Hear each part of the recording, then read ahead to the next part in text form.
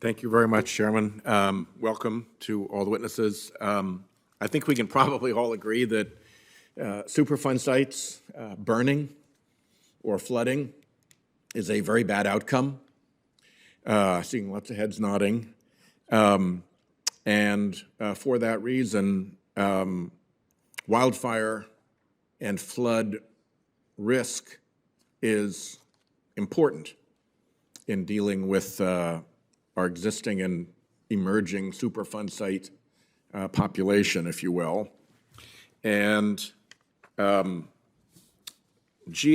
did a report titled EPA Should Take Additional Actions to Manage Risks from Climate Change, in which GAO found that EPA had omitted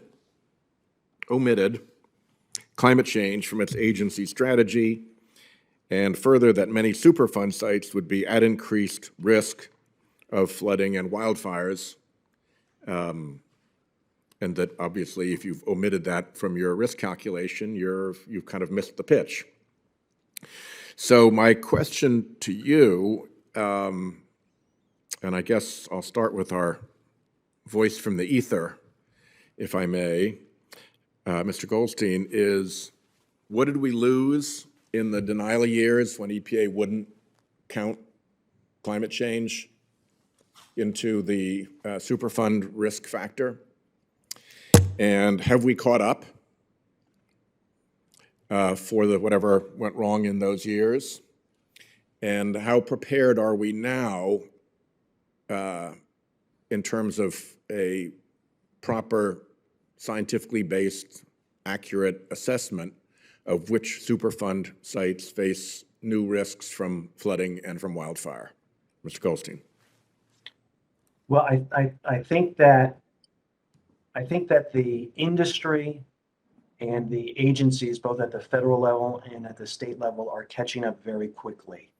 There is and has been over the last, I would say, 5 or 6 years, a very significant effort to understand the remedies that are appropriate to implement for contamination in coastal zone areas that are acutely subject to sea rise, and whether those remedies should continue to include encapsulation of waste on site or source removal.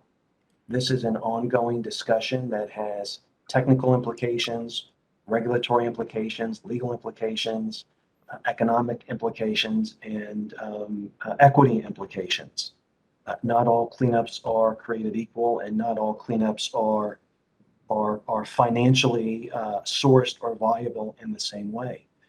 And this goes back to some of the testimony that we've heard in this hearing and some of the testimony that I provided regarding the ability of the federal government to achieve better outcomes and better results in the age of climate change by putting our thumb on the scale with respect to certain outcomes and approaches to cleanup.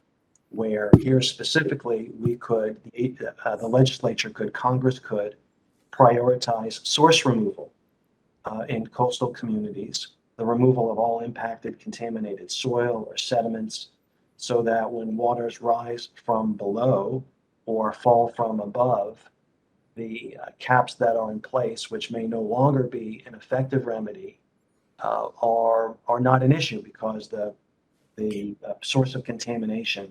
Thank you. I've got a minute left, so if I may, let me ask the other witnesses to offer whatever thoughts they may have in response to those questions as responses for the record and put them in writing. It wouldn't be right for a Rhode Island senator not to say a kind word about the Rhode Island role in establishing Brownfields, led by chairman once of the Environment and Public Works Committee, John Chafee.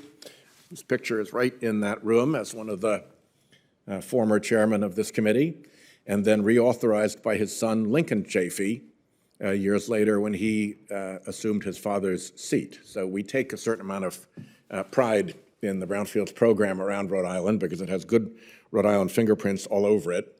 Another Rhode Island credential that relates to this is that the Rhode Island Coastal Resources Management Council and the University of Rhode Island have worked to improve the mapping of flood risk along the Rhode Island coast because we discovered that the FEMA mapping was absolutely horrible. It was terrible.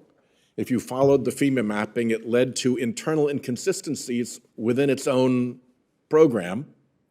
It produced results for worse storms that were lower than what was measured for actual less bad storms.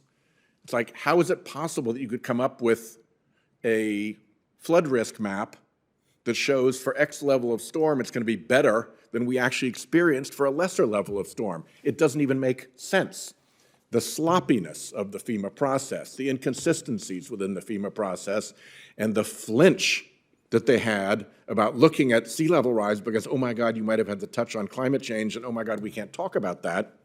It just created a disaster, and the state really stepped up and has done absolutely first quality mapping, and I encourage anybody who is in that predicament now to take a look at what Rhode Island did. The Storm Tools, it's called the Storm Tools app and resource is really pretty remarkable. Unfortunately, it tends to be coastal, but I'm sure that in West Virginia, some of those rainburst storm floods have a similar outcome on folks. So I'll just want to say those thank yous to Rhode Island, much appreciated.